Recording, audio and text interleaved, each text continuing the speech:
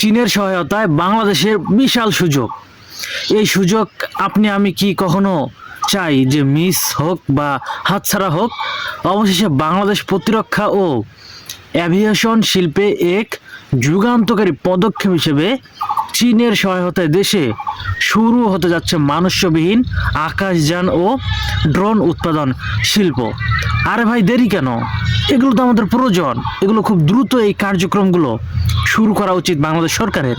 কেন? কারণ আমরা সামরিকভাবে তেমন উন্নত না, আমাদের দেশ প্রযুক্তিগতভাবে তেমন উন্নত না, আমরা কোনো দিক থেকেই আধুনিকতার থেকে আমরা তেমন উন্নত না। আমাদের দেশে যত কিছু রয়েছে সব সেই পুরাতন ভার্সন, সব কিছুই পুরাতন। আমাদের তো সেগুলো প্রয়োজন। এই শিল্পগুলো করতে গিয়ে কোন দেশ কি বলতেছে, কোন দেশ কি করতেছে, এগুলো আমাদের দেখার বিষয় নাই। তো আমাদের দরকার আমাদের দেশের সামরিক সক্ষমতা অর্জন করা, আমাদের মেশিনারিজগুলোকে আধুনিকায়ন করা, আমাদের দেশের যত ধরনের প্রযুক্তি রয়েছে সব কিছুকে ডেভেলপ করা। এইখানে কার সাথে সম্পর্ক খারাপ হচ্ছে আর কার সাথে ভালো হচ্ছে এটা আমাদের দেখার বিষয় নাই। আমাদের সামনে একটাই দেখার বিষয়, সেটা হচ্ছে আমাদেরকে ডেভেলপ হওয়া উচিত। আর বিশেষ করে বর্তমান এই যে পৃথিবীতে আপনার প্রযুক্তি দিয়ে সব কিছু হচ্ছে, প্রযুক্তির বাইরে কোনো কিছুই হচ্ছে না।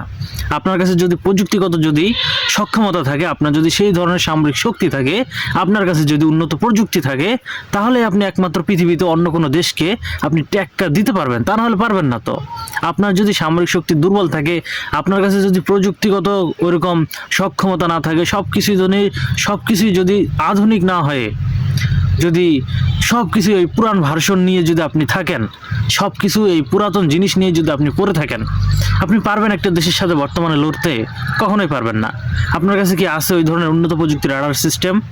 আপনি একটা দেশ থেকে একটা মনে করেন যে পটাকা আসলো, আপনি সেটাকে আটকাতে পারবেন? পারবেন না। কিভাবে পারবেন? আপনার তো প্রযুক্তির তেমন সক্ষমতাই নাই। আপনার দেশে একটা ভালো শিল্প নাই, আপনার দেশে একটা ভালো কলকারখানা নাই যেগুলো আপনার দেশের সামরিক খাতটাকে উন্নত করবে। এখন পর্যন্ত বাংলাদেশে এমন ভালো কোনো শিল্প কলকারখানা নেই। আর এই বিষয়টার প্রতি আসলে বাংলাদেশ সরকারের অনেক বেশি গুরুত্ব দেওয়া উচিত।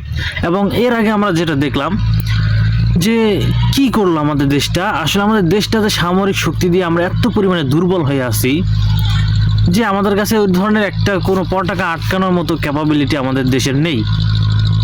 আমরা শুধু তাকিয়ে তাকিয়ে দেখব অন্য দেশ যদি কখনো আমাদের দেশে হামলা চালায়, আমরা শুধু তাকিয়ে তাকিয়ে দেখব আকাশ দিয়ে যাচ্ছে আর এগুলো জায়গা মতো সঠিক লোকেশনে এসে পড়তেছে, কিন্তু আমরা সেগুলোকে প্রতিহত করতে পারবো না। এর জন্য আমরা অবশ্যই যেটা বলতে চাই যে আসলেই আমাদের সরকারের এই বিষয়টাতে খুবই গুরুত্ব দেওয়া উচিত, খুবই গুরুত্ব। এখন সেটা চীনের সহায়তা হোক, অথবা পাকিস্তানের সহায়তা হোক, অথবা ইউরোপের কোনো দেশের সহায়তা হোক, যেটাই হোক না কেন, কার সাথে হোক, আমাদের এত কিছু চিন্তা ভাবনা করার কোনো সময় নেই। আমরা চাই আমাদের দেশের যত মেশিনারিজ রয়েছে সব কিছুই আসলে আধুনিক হোক এবং আমাদের দেশ সামরিকভাবে শক্তিশালী হোক।